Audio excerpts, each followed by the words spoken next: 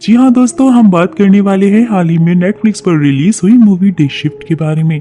शुरू होती है हमारे हीरो बर्ट से, जो कि लॉस एंजलिस की वैली में ऑफिशियली पूल की सफाई करने का काम करता था। लेकिन एक्चुअल में तो वो एक वैम्पायर हंटर है और आज भी वो पूल की सफाई करने के बहाने वैम्पायर्स को मारने आया है। घर के अंदर आते ही बर्ट दरवाजे पर एक सिल्वर वायर लगाता है और अपनी गन निकालकर अंदर आकर वैम्पायर्स को ढूंढने लग जाता है। लेकिन तभी उसके सामने एक बूढ़ी औरत आती है तो बर्ट उसे शूट कर देता है। लेकिन ये बुढ़िया तो एक वैम्पायर निकलती है और रिंग मूवी की चुड़ैल की तरह अपने पैरों के साथ वो अपने कमर को मोड़ते हुए बर्ट पर हमला कर देती है, जिससे कि बर्ट के शरीर में शीशे घुस जाते हैं और वो घायल भी हो जाता है। यहाँ पर कभी कभी तो ऐसा लग रहा था कि वो बुढ़िया वैम्पायर ही बर्ट के ऊपर भारी है, लेकिन बर्ट भी अपनी गन की सारी गोलियां वैम्पायर में खाली करने के बाद वो अपने चाकू से उसकी गर्दन को काटकर अलग कर देता है। फिर तभी एक वैम्पायर भागकर दरवाजे के अंदर आने की कोशिश करता है, लेकिन उस वैम्पायर की गर्दन दरवाजे पर लगे सिल्वर वायर से कटकर अलग जाकर गिर जाती है।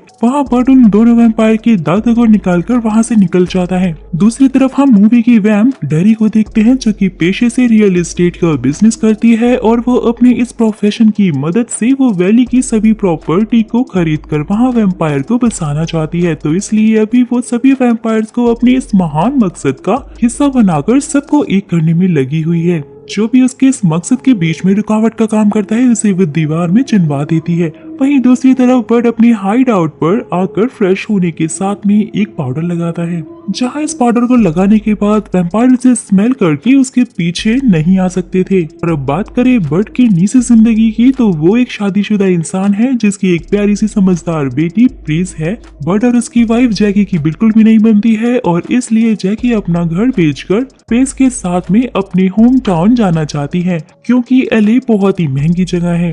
बर्ट उन्हें रोकने की पूरी कोशिश करता है और अगर बर्ट 7 दिन में $10,000 ले आया तो उसकी वाइफ पेज के साथ यहीं पर रहेगी और वो उसे छोड़कर नहीं जाएगी। तो अब अपना बर्ट उन वैम्पायर के दांतों को बेचने ट्रॉय नाम के एक बंदे के पास में जाता है। जब ट्रॉय उन वैम्पायर्स के दांतों की क्वालिटी को चेक करता है, लेकिन वो बर्ट को उसका सही भाव नहीं बताता है, क्योंकि ब्लैक मार्केट में उन दांतों की अच्छी वैल्यू नहीं मिलती थी। सो इसलिए ट्रॉय बर्ट को उन दांतों को यूनियन में बेचने की सलाह देता है। बात करें यूनियन की, तो ये एक ऐसी सरकारी संस्था है जो कि पूरी दुनिया में फैला हुआ है और इस यूनियन में सरकार काउबॉयज और हंटर को वैम्पायर के शिकार के लिए हायर करती है। जो जितने वैम्पायर्स को हंट करके उनके दांतों को जमा करेगा तो उन्हें उन दांतों की क्वालिटी के हिसाब से ही बहुत सारे पैसे दिए जाएंगे। दोस्तों, बर्ट की हालत तो इतनी ज्यादा खराब थी कि उसे पैसों के लिए अपनी गन और जूता तक बेचना पड़ता है, जिसके बाद बर्ट अपने भाई यानी कि बिग जॉन को कॉल करके उसे मिलने के लिए बुलाता है। बिग जॉन एक फेमस रिटायर वैम्पायर हंटर है और साथ ही में बिग जॉन का क्रेज लड़कियों के बीच अभी भी काफी जोरों शोरों पर है और यही कारण है कि बर्ट बिग जॉन से अपनी सिफारिश करवाकर यूनियन का दोबारा से हिस्सा बनना चाहता है। यूनियन में जाने पर यूनियन का हेड सीगर बर्ट को याद दिलवाने लग जाता है कि उसने पास्ट में कौन कौन सी गलतियां की हैं और उसने कितने सारे नियम तोड़े हैं, जिसकी वजह से उसे पहले यूनियन से निकाला गया था। लेकिन माइक की सिफारिश की वजह से सीगर बर्ट को एक दूसरा और एक आखिरी मौका देता है। वहीं दूसरी तरफ जिस बुढ़िया वैम्पायर को बर्ट ने मारा था वो डेरी की बेटी निकलती है। तो अब अपनी बेटी की ऐसी हालत देखकर तो डेरी खून के आंसू रोकर खुद से ये वादा करती है कि जिसने भी उसकी बेटी को मारा है वो उसकी जिंदगी पूरी तरह से बर्बाद करने वाली है। जहां उन्हें वो कांच का टुकड़ा मिल जाता है जिसमें बर्ट का ब्लड लगा हुआ था और अब डेरी अपने लोगों को बर्ट का शिकार करने का आदेश दे देती है। लेकिन यहाँ तो शिकार खुद शिकारी के पास जा रहे हैं। फिर वहीं दूसरी तरफ बर्ट अब यूनियन का हंटर बन गया है। जब वो उस बुढ़िया के दांतों को यूनियन में बेचता है तो उन दांतों से मिले सारे पैसे यूनियन वाले ले लेते हैं, क्योंकि बर्ट ने पहले यूनियन का बहुत सारा नुकसान जो किया था। फिर वहीं सेगर बर्ट को उसके नए पार्टनर यानी सेठ से मिलवाता है। वैसे तो बर्ट अकेले काम करना चाहता था, लेकिन सेगर की बात मानकर सेठ को वो अपना पार्टनर बना लेता है। वहीं सेठ को भी कोई दिलचस्पी नहीं थी कि वो फील्ड में जाकर वैम्पायर्स को मारे, क्योंकि उसे तो ऑफिस में काम करना ज्यादा पसंद था, यानी कि डेस्क जॉब। सेठ को यूनियन के सारे रूल्स याद थे और इसलिए सेगर ने सेठ को बर्ट के साथ में डाला था, ताकि जब भी बर्ट कोई रूल तोड़ने की कोशिश करे तो सेठ उसे नोट कर ले और फिर सेगर बर्ट को यूनियन से हमेशा के लिए दरखास्त कर दे, यानी बाहर निकाल कर फेंक दे। अब गर्मी के दिन में सेट सूट पहनकर सेट बट के हाइड आउट में आता है, जहां वो जेफ को मारने के बारे में डिस्कस करते हैं, क्योंकि जेफ 700 साल पुराना वेम्पायर है और एली में ड्रग्स का धंधा उसी का है। जेफ के दांत उन्हें रातों रात अमीर बना सकते हैं, लेकिन अभी भी बट ऊबर वेम्पायर के पीछे पड़ा हुआ है। तो अगर बात करें ऊबर वेम्पायर्स की, तो ये वेम्पायर्स की एक ऐसी प्रजाति है जो कि गला काटे जाने के बाद भी जिंदा हो जाते हैं, लेकिन जब मैपिंग को लकड़ी से बने हुए खास खंजर को उसके दिल में गाड़ा जाता है तो वो आसानी से मर जाते हैं। दोस्तों, मैं आपको एक बात बता दूं कि हमारी डेरी दीदी भी एक ताकतवर ऊबर वेम्पायर है। अब दोनों अपने हथियार लेकर एनिमल सेंटर में आ जाते हैं, जहां पर बट सेट का नॉलेज टेस्ट करता है। वैसे तो सेट एक किताबी कीड़ा है जिसे वेम्पायर की सभी 5 प्रजाति यानी कि ईस्टर्न, साउथर्न, स्पाइडर, ऊबर और जुवेनाइल के बारे में सारी डिटेल्स पता है। बात करें जुवेनाइल वेम्पायर की, तो वो कम एज के वेम्पायर होते हैं जो कि जानवरों का शिकार करके अपना काम चलाते हैं और उन्हें ही मारने के लिए ही वो एनिमल सेंटर में आए हुए हैं। सेट ने पहले किसी भी वेम्पायर को नहीं मारा है और इसलिए वो अभी भी डर रहा था, और जहां बर्ड उसे मिनी ट्रक में वही रुकने के लिए बोलकर जुवेनाइल को मारने के लिए निकल जाता है। वही दूसरी तरफ बर्ड का पीछा करते हुए डेरी और उसका बॉडीगार्ड ट्रॉय को मार देते हैं, क्योंकि ट्रॉय बट का पता और उसका डिटेल्स नहीं दे रहा था। वहीं फिर हमें डेरी के नेक इरादे के बारे में पता चलता है कि सदियों पहले इंसान वेम्पायर को गॉड की तरह पूजते थे और डेरी इंसानों को मारकर या फिर उन्हें डराकर वही पुराने दिन वापस लाने वाली है। वहीं दूसरी तरफ बट जुवेनाइल को मार रहा था, पर जुवेनाइल की संख्या ज्यादा थी और इसलिए बट को थोड़ी मुश्किल आ जाती है, लेकिन सेट वहां पर आकर बट की मदद करता है। वैसे तो सेट सिगर के फोर्स करने की वजह से बट के पास आया था और ये देखने के शिकार के दौरान बट कौन सा नियम तोड़ रहा है। बाहर आने पर सेट अपनी पैंट गीली कर देता है, तो बट उसे अपनी मिनी ट्रक में पीछे बैठाकर सेट को घर छोड़ देता है।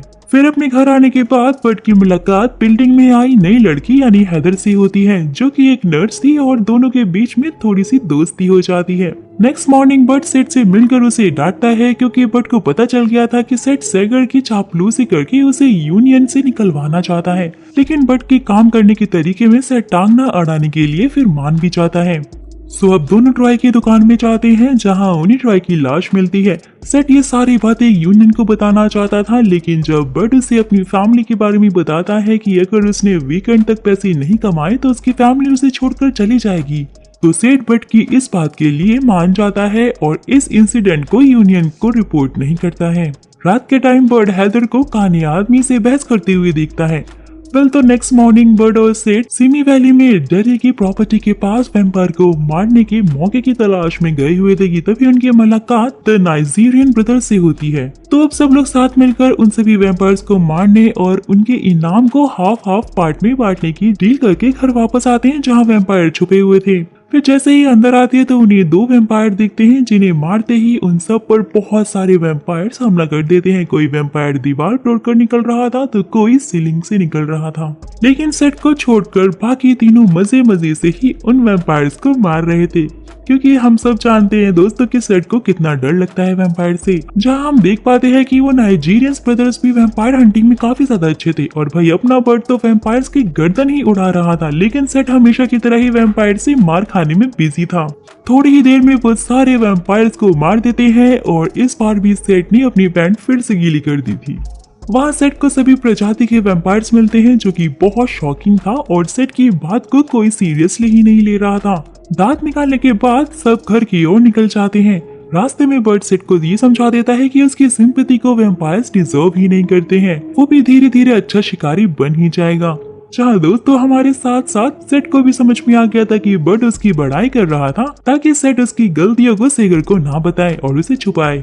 जैसे ही बर्ड घर पर आता है तो उसे पता चल जाता है कि जैकी डेरी को ही घर बेचने वाली है, लेकिन बर्ड उससे वक्त मांगता है क्योंकि वो मंडे तक पैसों का इंतजाम या जुगाड़ कर ही लेगा। फिर बर्ड पेस के साथ में एक बच्चों की बर्थडे पार्टी में जाता है, जहां डेरी बर्ड को कॉल करके धमका देती है कि वो उसकी फैमिली को मार देगी, और वहीं बर्ड को भी वो काना आदमी दिखता है जो कि हैदर के रूम में था। बर्ड पेस को लेकर ट्रक में बैठा देता है और उसे टैप में गेम खेलने के लिए बोलता है, और वो उस खाने वैम्पायर को मारने के बाद बर्ड अपनी मिनी ट्रक को फुल स्पीड में भगा लेता है, क्योंकि उसके पीछे बहुत सारे वैम्पायर्स जो पड़े हुए थे। वहीं इसी बीच बर्ड जैकी को कॉल करके उसे सामान पैक करने के लिए बोलता है, और अब पीच भी अपने गेम को छोड़कर इस रेस को काफी एंजॉय करने लग गई थी। जहाँ बट एक एक करके सबसे पीछा तो छुड़वा लेता है, लेकिन घर पहुंचने पर उसे डेरी मिलती है जिसने अपने साथियों की मदद से जैकी, सेड और उसकी बेटी को पकड़ लिया था। वैम्पायर्स असल में होते हैं ये जानकर जैकी शॉक्ड हो गई थी, जहाँ डेरी बट को बेहोश करके पेज को अपने साथ में ले लेती है और उसे वैम्पायर बनाने के लिए ले जाती है। होश आने पर बट समझ आता है कि सेड को डेरी ने वैम्पायर बना दिया है और जब ये बात सेड को पता चलती है तो वो पागल होकर अपनी भूख मिटाने के लिए बट पर ही हमला कर देता है, लेकिन बट एक ही बार में सेट की गर्दन को उड़ा देता है। लेकिन सेट गर्दन काटने के बाद भी जिंदा था क्योंकि वो एक ऊबर वैम्पायर जो बन चुका था। फिर सेट भी अपनी काटी हुई गर्दन और बट के साथ में डेरी को ढूंढने निकल जाता है, जहाँ बट सबसे पहले तो हैदर के पास जाकर उसे डेरी का एड्रेस पूछता है और हैदर भी ऊपर वैम्पायर थी तो वो बट पर भारी पड़ जाती है, लेकिन वो बट की मदद करने के लिए मान जाती है क्योंकि उसे भी डेरी से बदला जो लेना था। वहीं दूसरी तरफ डेरी बट की फैमिली को अपनी पवित्र स्थल पर लेकर आई थी क्योंकि बट ने उससे उसकी बेटी को जो छीना था और इसलिए वो पेज को वैम्पायर बनाकर उसे अपनी बेटी बनाना चाहती थी। लेकिन वहीं दूसरी तरफ हैदर सेट को ह्यूमन ब्लड पिलाकर उसकी गर्दन को फिक्स करने के बाद वो तीनों डेरी के ठिकाने की ओर निकल पड़ते हैं। बेस पर पहुंचते ही हैदर अपना कमाल दिखाकर वैम्पायर को मारती है और वहीं सेट भी वैम्पायर बनने के बाद काफी अच्छे से लड़ाई कर पा रहा था, लेकिन वैम्पायर्स की तादाद ज्यादा थी और इसलिए तीनों को छुपना पड़ता है और सारे वैम्पायर्स उन पर गोलियां बरसाने लग जाते हैं। जहां तभी उनकी मदद करने वहां बिग जॉन अपनी मशीन गन के साथ में आता है और सभी वैम्पायर्स को गोलियों से भून डालता है। बिग जॉन और बर्ट डेरी को ढूंढने के लिए जाते हैं तो हैदर और सेड बाकी के वैम्पायर्स को संभालते हैं और उन्हें मारने के लिए जाते हैं। वहीं अंदर कुछ और भी वैम्पायर्स को गोलियों से भूनने के बाद वो टनल में जाते हैं। तब तक डेरी को भी उनके यहाँ होने का एहसास हो गया था और इसलिए वो अपनी बॉडीगार्ड को उन्हें मारने के लिए भेजती है। बिग जॉन खुद को टनल में ही रोककर सभी वैम्पायर्स को मारता है। सेट और हैदर डेरी के बॉडीगार्ड से लड़ते हैं और उसका हाथ उखाड़कर उसे मार डालते हैं। वहीं अंदर डेरी जैकी को मारने के बाद बट को मार रही थी और इसी बीच जैकी ने डेरी के सीने में एक बड़ी सी लकड़ी घुसा दी थी। तो अब डेरी जैकी को मारने के लिए आगे बढ़ती है तो बट अब उस बेसमेंट के गेट से बाहर आ गया था और जब डेरी उसे मारने के लिए आती है तो उसकी गर्दन सिल्वर वायर से कट कर ही अलग हो जाती है। डेरी को मारने के बाद वो अपनी फैमिली को सेट और हैदर से मिलवाता है और इन्हीं सब के बीच में बिग जॉन भी मारा गया था और इसलिए बट अब सेट को अपना भाई मानने लग गया था। तो अब उन्होंने सभी वैम्पायर्स के दांत भी इकट्ठे कर लिए थे और सेट बट को सेगर की डांट से भी बचा लेता है। सेट हैडर के साथ में चला जाता है क्योंकि वो अब वैम्पायर जो बन चुका था। वहीं दूसरी तरफ बट की असलियत जानने के बाद उसकी फैमिली भी उसे छोड़कर नहीं जा रही थी और एंड में गाइस हम देखते हैं कि मौत का सौदागर बिग जॉन अभी भी जिंदा था। मूवी की स्टोरी कैसी लगी मुझे कमेंट में कमेंट करके जरूर बताइएगा। तो फिर मुलाकात होगी अगली वीडियो में, तब तक के लिए ख्याल रखिए।